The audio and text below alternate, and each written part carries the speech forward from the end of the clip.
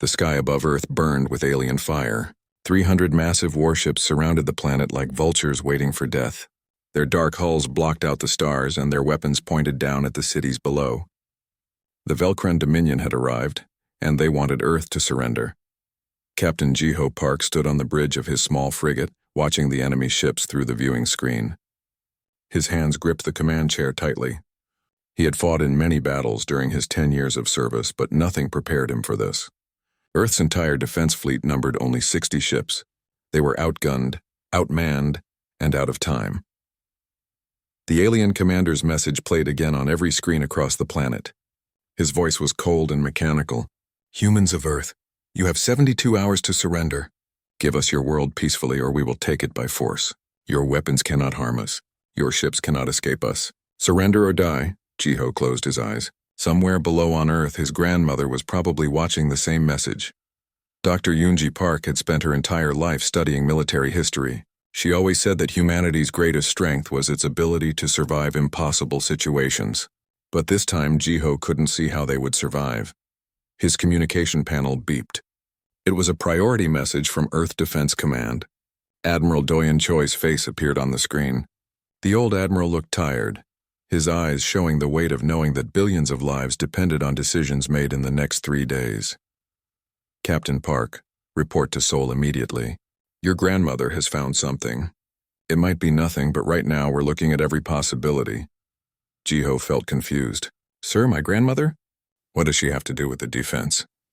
"She found something in the military archives. Something old. Something that doesn't make sense. Get down there and investigate. That's an order." The connection ended. Jiho turned command over to his second officer and took a shuttle down to Earth. As he descended through the atmosphere, he could see people in the streets below, looking up at the sky with fear in their eyes. Children held their parents' hands. Some people prayed. Others simply watched and waited. The shuttle landed at Seoul Military Archive, a building that housed thousands of years of Korean military history. His grandmother waited for him at the entrance, her small frame somehow looking strong and determined despite her 70 years. She hugged him briefly. "Come quickly. I need to show you something that will sound crazy." She led him through the archive's main hall, past displays of ancient armor and old weapons, down a staircase that seemed to go deep underground. They passed through 3 security doors before reaching a vault that Jiho had never seen before. "I was cataloging items from the Korean War era," Yoonji explained as she entered a long code into the vault's lock. "I found a sealed container that wasn't on any official record. It took me 3 weeks to get permission to open it." The vault door swung open. Inside was a single item on a display stand. It was a military uniform, but unlike any Jiho had ever seen. The fabric seemed to shimmer with a strange light, moving between deep blue and silver. The rank insignia showed a fleet admiral's stars, but the design was wrong. It didn't match any uniform from any nation or any time period that Jiho knew. "What is this?" he whispered. Yoonji handed him a translation of the message found with the uniform. It was buried in 1953, but the text is in ancient Korean script from over 1,000 years ago. It says, "When Earth calls, the hidden fleet awakens. Wear this and they will answer." Jiho stared at the uniform. "That's impossible. This has to be some kind of joke." "Touch it," his grandmother said softly. Against his better judgment, Jiho reached out and placed his hand on the fabric. The moment his fingers made contact, his world exploded with light and sound. Visions flooded his mind. He saw vast fleets of warships, hundreds of them, all bearing Earth's symbol. He heard voices speaking in languages he didn't know, but somehow understood. They were calling out, waiting for orders, asking for commands. He felt the weight of responsibility for thousands of lives spread across the galaxy. The visions showed battles fought in distant star systems, colonies protected, enemies defeated. He saw crews who had been waiting for centuries, living entire lives in the darkness of space, training and preparing for a single moment. The moment when Earth would need them. Jiho pulled his hand back, gasping. His grandmother caught him as he stumbled backward. "What was that?" he asked, his voice shaking. "I saw it too when I first touched it," Yoonji said. "I didn't believe it either. But the visions are consistent. Every person who touches this uniform sees the same thing. A fleet scattered across the galaxy, ships that shouldn't exist, crews waiting for a signal. But how? Why? Where did this come from?" Yoonji showed him her research notes. I've spent 3 weeks investigating. The uniform was found in a time capsule with artifacts that date back over 1,000 years. But the technology in the fabric is beyond anything we have today. Someone put this here, knowing that one day Earth would face a threat it couldn't handle alone. Jiho looked at the uniform again. The symbols on it seemed to move, shifting and changing as if they were alive. You think this is real? You think there's actually a fleet out there? I think we have 72 hours until the Velcron destroy everything we love. I think we have nothing to lose by trying. Admiral Doyen Choi arrived an hour later with a team of scientists and military officials. They examined the uniform, ran tests, and argued about what it could mean. Some thought it was a weapon from an ancient civilization. Others believed it was alien technology. A few dismissed it as an elaborate hoax, but when each person touched the uniform, they all saw the same visions. The fleet was real. Somewhere out in the darkness of space, ships were waiting. The debate lasted for hours. Finally, Admiral Choi made a decision. Captain Park, your genetic markers match patterns embedded in the uniform's fabric. The computer analysis suggests that only someone from your bloodline can activate whatever this thing does. Jiho felt his stomach drop. Sir, you can't be serious. You want me to put this on based on visions and ancient messages? I want you to give Earth a chance, Choi replied. In 60 hours, the Velcron will start bombarding our cities. Our weapons can't stop them. Our ships can't defeat them. If there's even a 1% chance that this uniform can call for help, we have to take it. Jiho looked at his grandmother. She nodded slowly, her eyes full of trust and hope. He took a deep breath. If I do this and nothing happens, we'll have wasted precious time. If you don't do it, we're dead anyway, Choi said simply. Jiho reached for the uniform. The fabric felt warm under his fingers, almost alive. He lifted it carefully and began to put it on.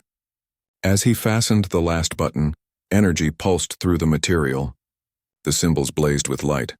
Around the world, hidden systems suddenly activated. Ancient relay stations buried on the moon hummed to life. Devices hidden in the asteroid belt began transmitting. Signals shot out from Earth in all directions, traveling faster than light, reaching into the deepest corners of the galaxy. The message was simple and clear. The Admiral calls. Return to Earth. Jiho stood in the vault, the uniform glowing softly around him. He could feel something change, like a door opening in his mind. Somewhere far away, ships were receiving the signal. Crews were preparing. The hidden fleet was waking up. His grandmother smiled through her tears. Now we wait and see if they answer. Admiral Choi activated his communicator. All defense forces maintain your positions. Something is happening. We may have just sent out a call for help. Let's hope someone is listening. Above Earth, the Velcron ships continued their slow orbit, unaware that humanity had just activated its final defense. In the darkness of space, ancient engines began to power up. The shadows were moving and they were coming home. 24 hours had passed since Jiho activated the uniform. Earth's defense forces watched their sensors carefully, searching for any sign that the signal had worked. The Velcron ships continued their patrol around the planet, counting down the hours until their deadline. Jiho had not taken off the uniform since putting it on. He stood in Earth Defense Command's main operations center, surrounded by screens showing data from every sensor station in the solar system. He could feel something through the uniform, like a constant hum in the back of his mind, but nothing had happened yet. Admiral Choi paced behind him, checking reports from every station. 48 hours left, he muttered. If this doesn't work, we need to start evacuating civilians to the Southern Hemisphere shelters. Suddenly, alarms blared across the operations center. A sensor technician shouted, "Contact! We have something appearing at the edge of the solar system." Every screen focused on the same location. Space itself seemed to tear open, and a ship emerged from the darkness. It was sleek and powerful, about the size of a destroyer. On its hull was painted Earth's flag and a designation, UEDS Indomitable. The communications officer's hand shook as she worked her controls. "Sir, they're hailing us. Audio and video coming through now." The main screen flickered and a woman's face appeared. She wore a uniform similar to Jiho's, though less decorated. Her eyes were sharp and intelligent, and she had a small scar across her left cheek. She saluted formally. "This is Captain Min-Ha Lee of the United Earth Defense Ship Indomitable. We received the recall signal. We're coming home." The operations center fell silent. Everyone stared at the screen in disbelief. Admiral Choi found his voice first. Captain Lee, this is Admiral Doyen Choi of Earth Defense Command. Your ship isn't in any of our records. How is this possible?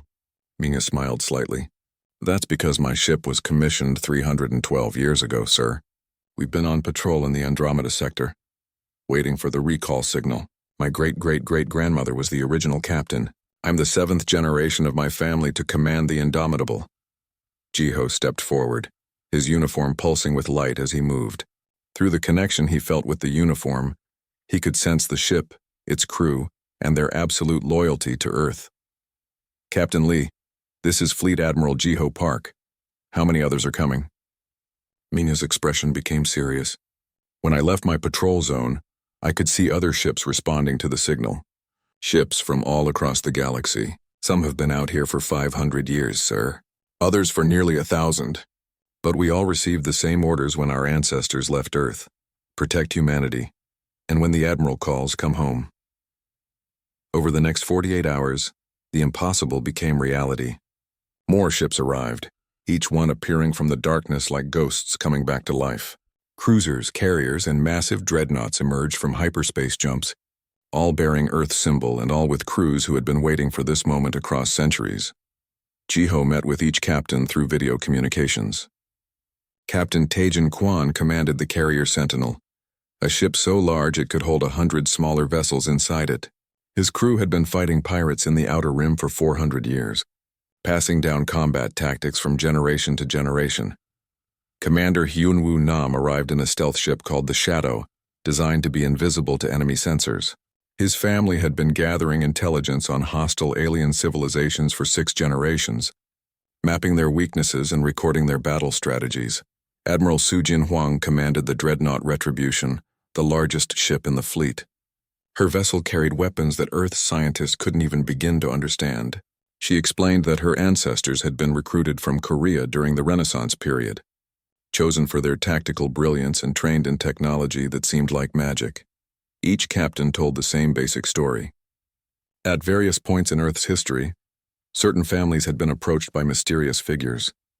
They were told that an ancient human civilization, far more advanced than modern Earth, had once explored the stars. This civilization had foreseen its own decline and created a contingency plan. They selected the best warriors, pilots, and tacticians from each generation and sent them out into space with advanced ships and a single mission: wait and protect Earth until the day came when the homeworld faced extinction. Lieutenant Bora Kim, commander of a small frigate called the Whisper, told Jiho her story privately. My family has been fighting in the darkness for 417 years, Admiral. We've never seen Earth except in old videos and photographs. Some of my crew question whether we should even care about a planet we've never touched. But the mission is clear. We protect humanity. That's what we do. Jiho understood their struggle. These crews had sacrificed everything. They lived entire lives in space, fighting unknown enemies, surviving on the edge of the galaxy, all for a world they knew only through stories and history lessons. By the time the Velcran deadline was 12 hours away, the hidden fleet numbered 287 ships. It nearly matched the Velcran force in size, but the quality was far superior. These vessels carried technology that made Earth's current weapons look primitive by comparison. Admiral Choi organized a war council. All the fleet captains attended through holographic projection, creating a virtual meeting room filled with officers from across the centuries. Jiho stood at the center, the uniform connecting him to each ship and crew. The Velcran will begin their attack in 12 hours, Choi began. Their ships are powerful, but their tactics are predictable. They use a wall formation, advancing slowly and crushing opposition through superior firepower. Admiral Sujin Huang leaned forward in her hologram. We've fought the Velcran before 80 years ago in the Tycho system. They're arrogant and overconfident. They think their numbers make them invincible. Captain Taejin Kwan nodded. Their shields are strong, but they have a weakness. If you hit them with enough concentrated force in a single point, the shields collapse entirely for about 3 seconds. That's your window. Commander Hyunwoo Nam pulled up intelligence reports. I've been monitoring their communications. They know we're here, but they're not worried. They think we're just old ships with outdated technology. They have no idea what we're capable of. Jiho listened to them discuss tactics and strategies. These people had been fighting wars while Earth was at peace. They knew things about combat that no military academy taught. He realized that his role wasn't to tell them what to do. His role was to unite them, to coordinate their actions, and to make the final decisions. Captain Minha-Lee, he said, turning to her hologram, your destroyers will form our defensive screen around Earth. If any Velcran ships break through, you stop them. Yes, sir, she replied crisply. Admiral Sujin Huang, your dreadnoughts will lead the main assault. Hit them hard and fast. Show them that we're not afraid. Sujin smiled grimly. It will be my pleasure, Admiral. Captain Taejin Kwan, your carrier and fighter wings will flank them. Use your speed and maneuverability to target their command ships, Taejin saluted. Understood. Jiho turned to the entire assembly. I know many of you have never seen Earth. Some of you were born in space, generations removed from the homeworld. You might wonder if this planet is worth dying for. He paused, gathering his thoughts. Earth isn't perfect. Humanity isn't perfect, but this is where we come from. Every person on every ship in this fleet has ancestors who walked on that world below us. They laughed there, loved there, lived there. Your families gave up everything to protect it. Not because Earth is perfect, but because it's home. He activated a display showing images of Earth. Not propaganda or carefully selected scenes, but real life. Children playing in parks. Old people sitting on benches feeding birds. Markets full of people buying food and talking. Artists creating paintings. Musicians playing instruments. The messy, beautiful chaos of human life. This is what we're fighting for. Not just survival, but the right to continue being human. The right to dream, to create, to love, to live. The Velcran want to take that away. They want to make us slaves or wipe us out completely. We're here to tell them no. The fleet captains stood at attention in their holograms. Across 287 ships, thousands of crew members heard his words and understood. This wasn't just a battle. This was about defending everything that made them human. Admiral Choi placed a hand on Jiho's shoulder. That was well said. You're a natural leader. Jiho shook his head. I'm just saying what they already know. These people have been waiting for this moment for centuries. I'm honored to fight beside them. The holographic meeting ended. Each captain returned to their ship to prepare. Jiho stood alone in the operations center, feeling the weight of the uniform and the responsibility it carried. Through the fabric, he could sense every ship in the fleet, every crew member ready to sacrifice everything for Earth. His grandmother entered the operations center quietly. She had been watching from a private observation room. She hugged him tightly. Your grandfather would be proud, she whispered. Our family has carried this burden for 30 generations, never knowing when or if the call would come. You've done well. Jiho held her close. I hope I can live up to what's expected of me. You already have. 6 hours remained until the Velcran deadline. The Hidden Fleet had finished its preparations and now waited in formation near Earth's orbit. Jiho stood aboard the flagship, a massive vessel called the Eternal Horizon.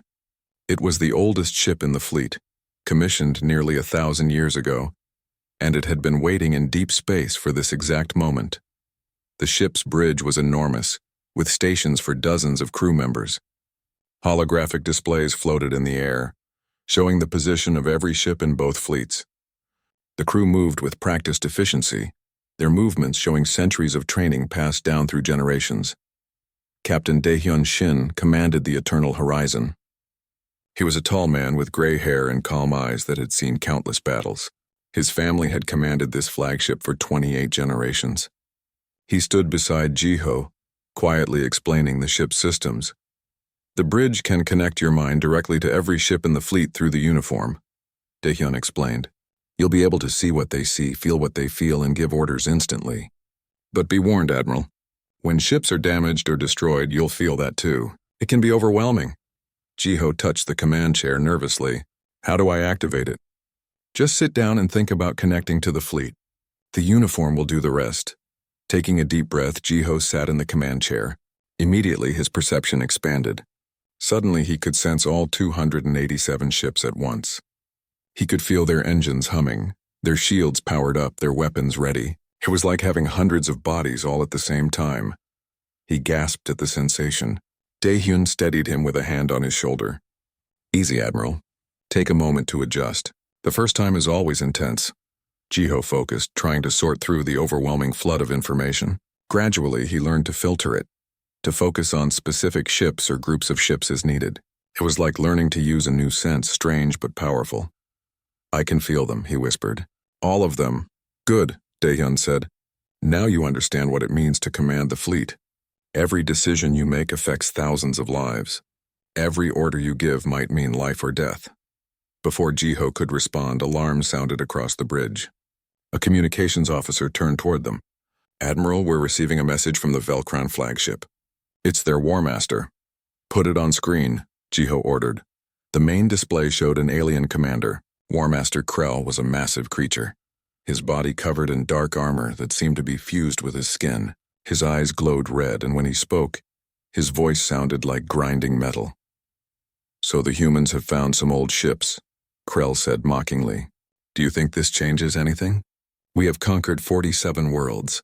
Your ancient vessels are nothing but relics. Surrender now, and we will allow some of your people to live as workers for our empire. Jiho stood up, feeling the uniform pulse with energy. Earth does not surrender. We do not kneel. If you want our world, you'll have to take it from us. Krell's laughter echoed through the bridge. Bold words from someone who is about to die. Very well. In 6 hours, we will destroy your fleet and bombard your planet. We will turn your cities to ash and your oceans to steam. Humanity will be nothing but a memory. The transmission ended. The bridge crew looked at Jiho, waiting for his response. He could feel their emotions through the uniform. Determination, fear, hope, and absolute loyalty. All ships, he said calmly. Battle stations. Prepare for combat. Across the fleet, crews rushed to their positions. Weapons were charged. Shields were raised to maximum power. Fighter pilots climbed into their small craft, ready to launch. The hidden Armada transformed from a defensive formation into an attack force ready to strike. Admiral Sujin Huang contacted Jiho from the Retribution. Admiral, my scouts have completed their scans of the Velcran fleet. I'm sending you the data now. Information flowed into Jiho's mind through the uniform. He could see the Velcran formation, their ship positions, their weapon placements, even estimates of their shield strength. The intelligence was incredibly detailed. How did you get this information? He asked. Commander Hyunwoo Nam's stealth ships have been flying through their formation for the past 6 hours, Sujin explained. The Velcron never even knew we were there. We know their weaknesses now. Jiho studied the tactical data. The Velcron had arranged their ships in layers, with their most powerful vessels in the center. It was a defensive formation designed to protect their command ships while allowing their outer vessels to attack. They're expecting us to charge straight at them, Captain Taijin Quan said over the communication channel. It's what every other species has done. But we're not going to do that, are we, Admiral? A plan formed in Jiho's mind. Through the uniform, he could coordinate all the ships perfectly, timing their movements down to the second. He could execute complex maneuvers that would be impossible for a normal fleet.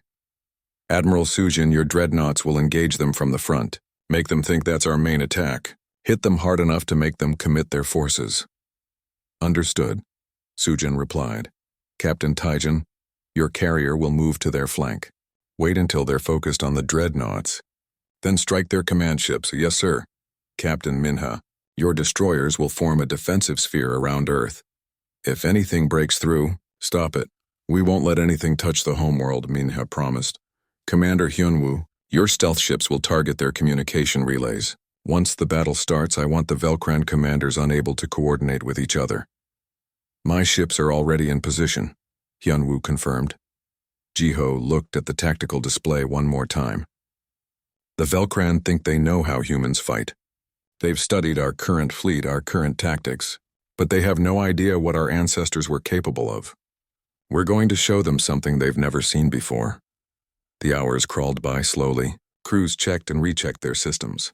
Pilots ran through their pre-flight routines. Gunners calibrated their weapons. Everyone waited for the moment when the battle would begin. Jiho walked through the eternal horizon, visiting different sections of the ship. He met engineers who maintained the engines, medical officers who prepared for casualties, and gunners who trained on weapons that could tear apart planets. Each person he met had the same expression, determination mixed with pride. In the fighter bay, he found young pilots who looked barely 20 years old. They were the newest generation, born in space but trained from childhood for this moment. One of them, a pilot named Gina Oh, saluted him nervously. Admiral, sir. Is it true that you've never seen a space battle before you put on that uniform? Jiho smiled. It's true. 3 days ago, I was just a frigate captain with a small ship and a small crew. Now I'm commanding hundreds of vessels. But you're still going to lead us to victory, right? Gina asked. I'm going to do everything I can, Jiho replied honestly. But victory won't come from me alone. It will come from people like you, doing your duty, fighting for your home. The uniform might make me an admiral, but you're the ones who will win this battle. Gina nodded, her fear replaced by determination. Then we'll make our ancestors proud, sir. As Jiho returned to the bridge, his grandmother sent him a private message. Her face appeared on a small screen, showing her in a shelter deep beneath Seoul. Jiho, the entire world is watching. Every screen, every device is showing the fleet. People are praying. They're hoping. They believe in you. I hope their belief isn't misplaced, Jiho said quietly. It isn't. I've studied military history my entire life. I've read about every great commander from every era. You know what made them great? Not their tactics or their strategies. It was their ability to inspire others to fight for something bigger than themselves. You've already done that. The fleet answered your call. Now finish what you started. The timer reached 0. The Velcran deadline had passed. On his display, Jiho watched as the enemy fleet began to move into attack formation. Their ships advanced slowly, confidently, expecting an easy victory.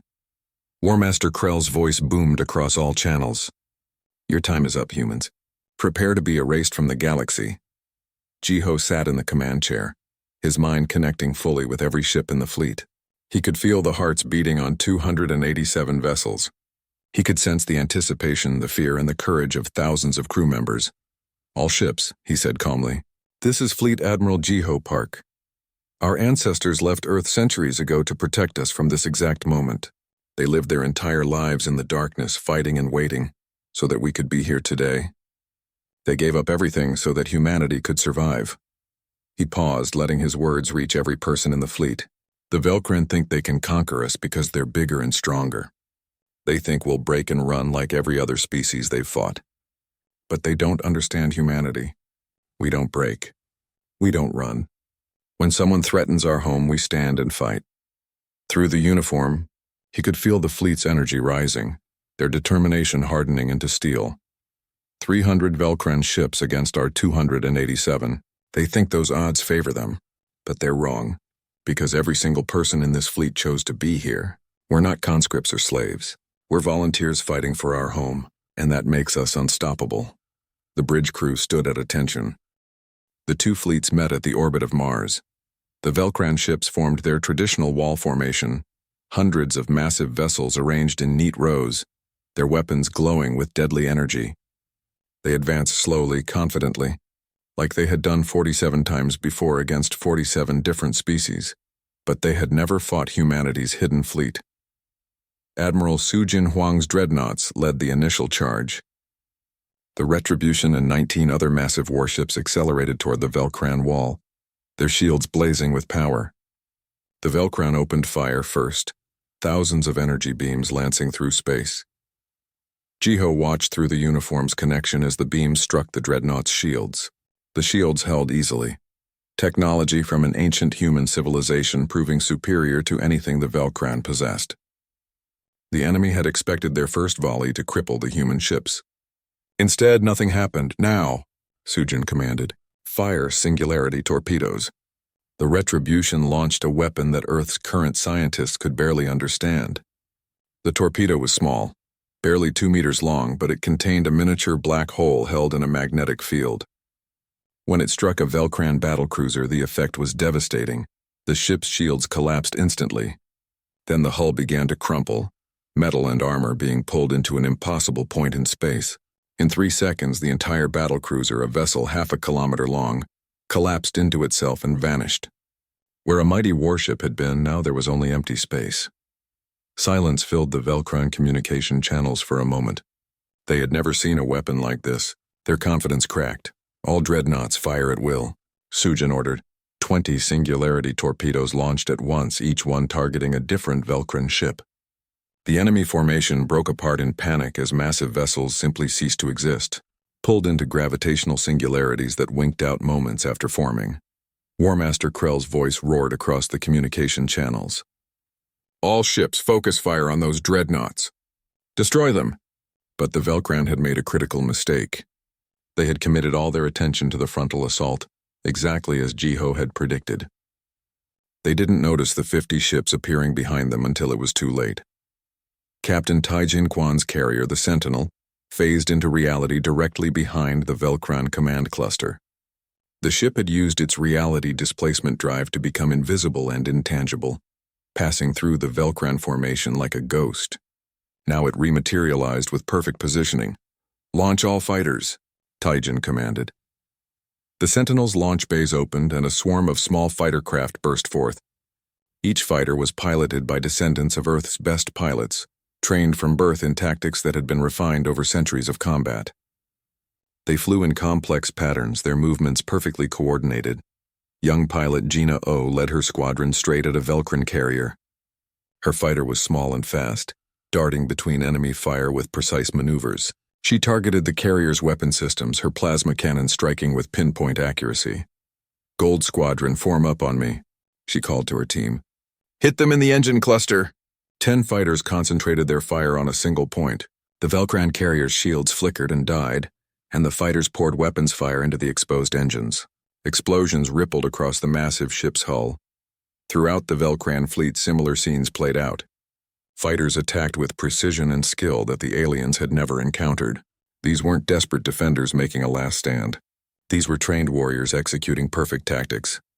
Commander Hyunwoo Nam's stealth ships completed their mission as well. The Shadow and 5 other invisible vessels had positioned themselves near every Velcran communication relay. At Hyunwoo's signal, they all fired at once. The Velcran fleet suddenly went blind and deaf. Their ships could no longer coordinate with each other. Each vessel fought alone, unable to call for help or receive orders. The perfect wall formation dissolved into chaos. Jiho felt everything through the uniform.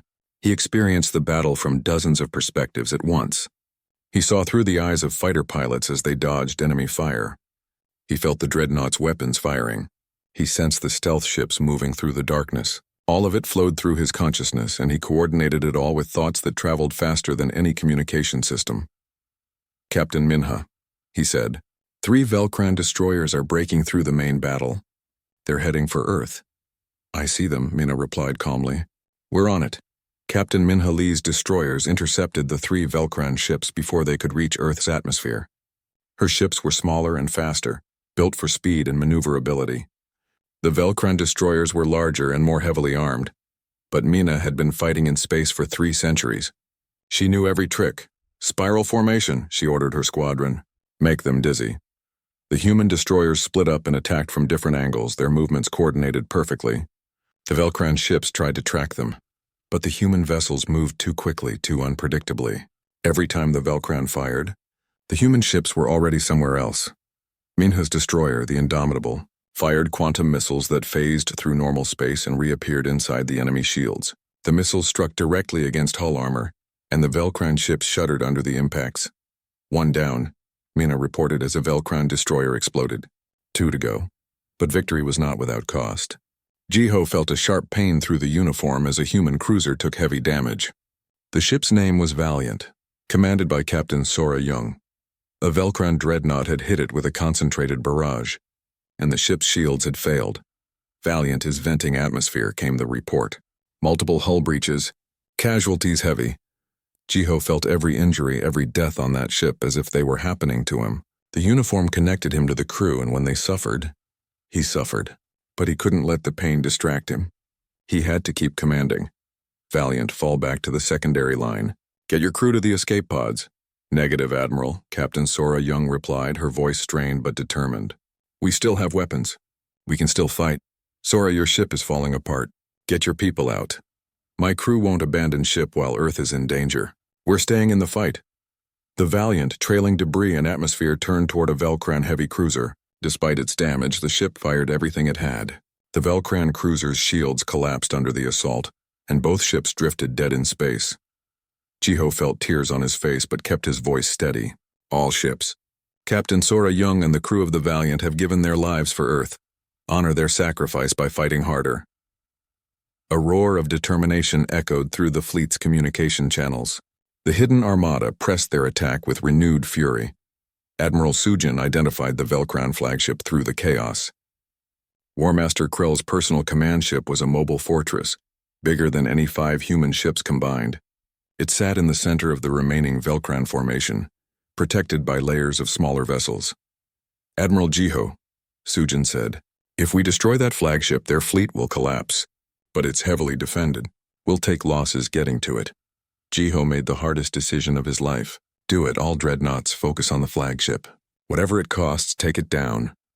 20 dreadnoughts pushed through the Velcran formation, absorbing massive amounts of enemy fire.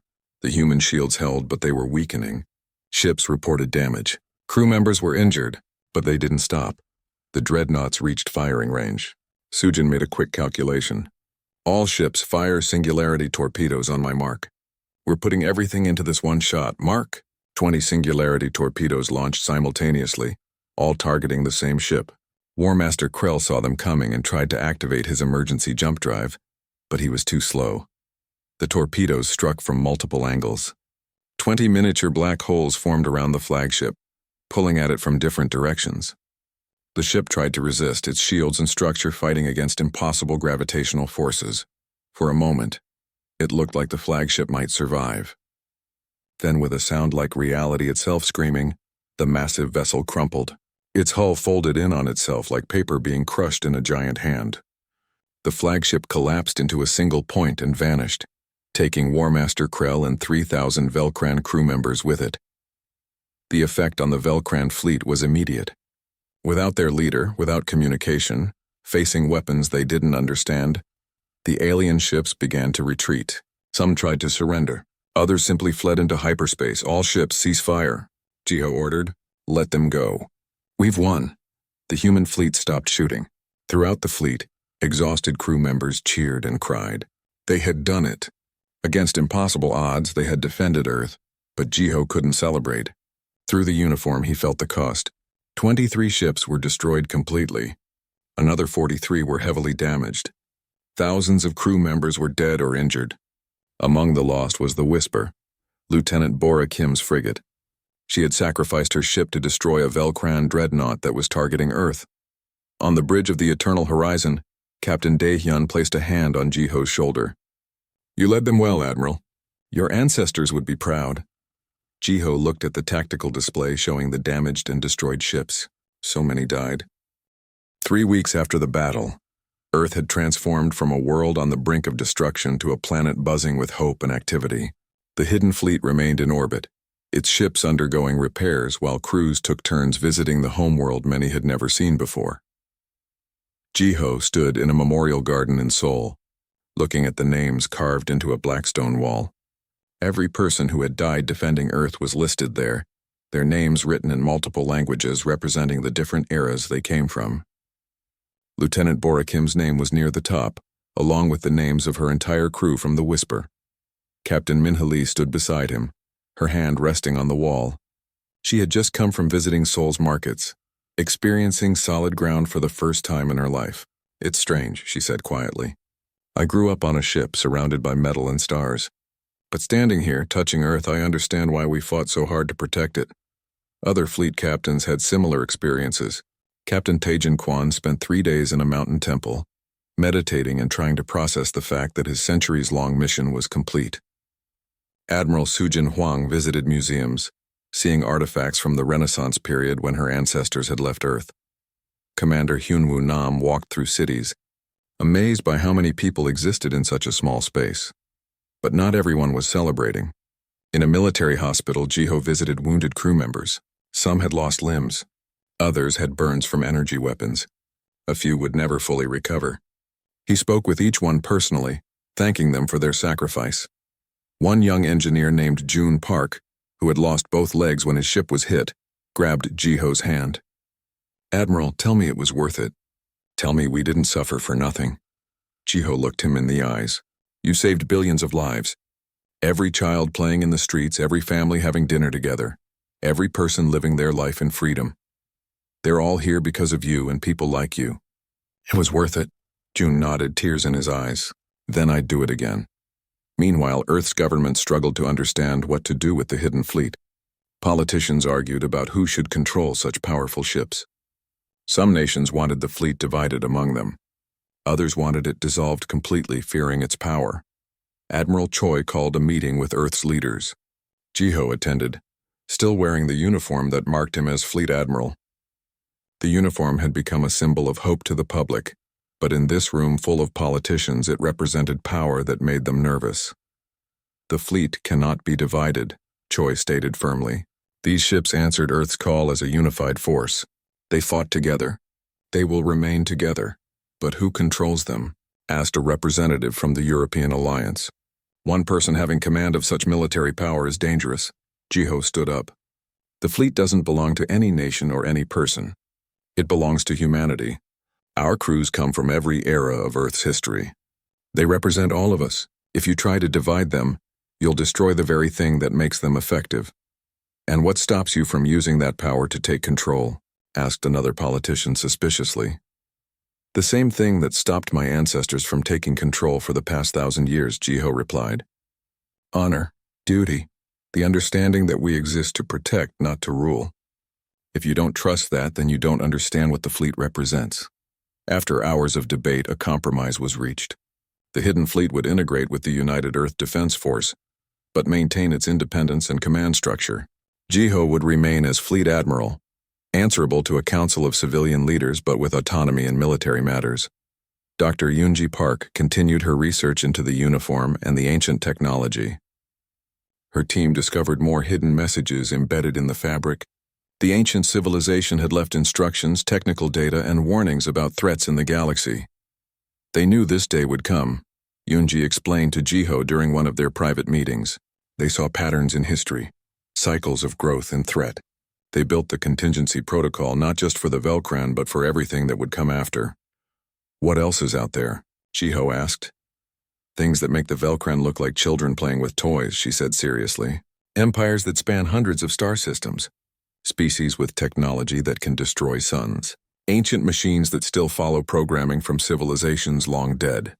The galaxy is dangerous, Jiho. And now that we've revealed ourselves, everyone knows we're here. This warning proved accurate sooner than expected. Commander Hyunwoo Nam's intelligence network detected multiple alien species gathering information about Earth. Some seemed friendly, expressing interest in trade and diplomacy. Others were clearly hostile, already planning invasions or raids. The Earth Defense Council met to discuss these threats.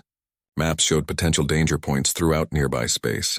Admiral Choi looked tired, the weight of knowing that victory over the Velcran was just the beginning. We need a strategy, he said. We can't keep the entire fleet at Earth. But we can't leave our colonies and trading partners undefended either. Jiho had been thinking about this problem for days. We divide the fleet into 3 groups. First Fleet stays at Earth as permanent home defense. Second Fleet patrols our frontier territories and protects our colonies. Third Fleet becomes a rapid response force ready to help anyone who calls for aid. That spreads us thin, noted Admiral Sujin Huang. It does, Jiho agreed. But we're not trying to conquer anyone. We're trying to protect. If we station the entire fleet at Earth, we're just protecting one planet. If we spread out, we can protect all of humanity wherever they are. The plan was approved. Over the next month, the fleet reorganized. Admiral Sujin Huang took command of First Fleet, which would guard Earth orbit. Captain Taijin Quan led Second Fleet on patrol missions. Captain Mina Lee commanded Third Fleet, ready to respond to emergencies anywhere in human space. But not all the hidden fleet stayed. Some crews, especially those who had been away from Earth for nearly 1,000 years, chose to return to the frontier. They felt no connection to this modern Earth and preferred the freedom of deep space. Jiho met with these captains before they left. One of them, Captain Do-Young Han of the explorer ship Pathfinder, explained their decision. Admiral, we respect what you've built here, but our families have lived in the outer reaches for 30 generations. That's our home now. We're explorers, not guardians. I understand, Jiho replied. The uniform calls you to protect humanity, but it doesn't cage you. Go where you need to go. Just remember that if Earth calls again, we hope you'll answer. We will, Do-Young promised, but we'll keep exploring too. The galaxy is vast and someone needs to see what's out there. 15 ships departed for the frontier. continuing the mission of exploration that their ancestors had started centuries ago. The remaining fleet, now numbering 241 ships, settled into their new roles. Training programs began immediately. Earth's current military personnel needed to learn the advanced technology. Fleet crews needed to teach tactics and strategies. New recruits signed up by the thousands, eager to serve on the legendary ships that had saved Earth. Young pilot Gina O became an instructor, training the next generation of fighter pilots. She taught them maneuvers that had been refined over centuries, tactics that had been proven in countless battles. Her students listened in awe as she described the battle for Earth. 6 months after the battle, Earth sent out its first diplomatic mission to other species. The ship Harmony, a newly built vessel combining Earth's technology with knowledge from the Hidden Fleet, traveled to nearby star systems. Its mission was simple: introduce humanity as a peaceful but strong civilization ready to join the galactic community. Some species welcomed this. Others rejected it. A few declared humanity to be a threat that should be eliminated before it grew stronger. The galaxy was not a peaceful place, and humanity would have to fight for its survival, but they were ready. The Hidden Fleet had proven that humanity could defend itself. Now they would prove that humanity could thrive among the stars. 1 year after putting on the uniform, Jiho stood on the observation deck of the Eternal Horizon, looking down at Earth. His grandmother had passed away peacefully in her sleep 2 weeks earlier, satisfied that she had fulfilled her family's ancient duty. Captain Daehyun Shin joined him at the window. "She was proud of you, you know. She told me that before she died. She said the Park family had carried their burden well." "I still feel like I don't deserve this," Jiho admitted, touching the uniform. "So many people more qualified could wear this." "The uniform didn't choose you because you were the most qualified," Daehyun replied. "It chose you because you understand what it means to serve. You know that leadership isn't about power or glory. It's about sacrifice and duty. That's what makes you worthy." A communication alert interrupted them. It was Captain Minha Lee, calling from 3rd Fleet's position near the Tau Ceti colony. "Admiral, we have a situation. Unknown hostile ships are attacking the colony. They're not Velcran. They're something new, requesting permission to engage." Jiho felt the familiar weight of command settle on his shoulders. This was what they had prepared for. The battle for Earth was over, but humanity's struggles among the stars were just beginning. Permission granted.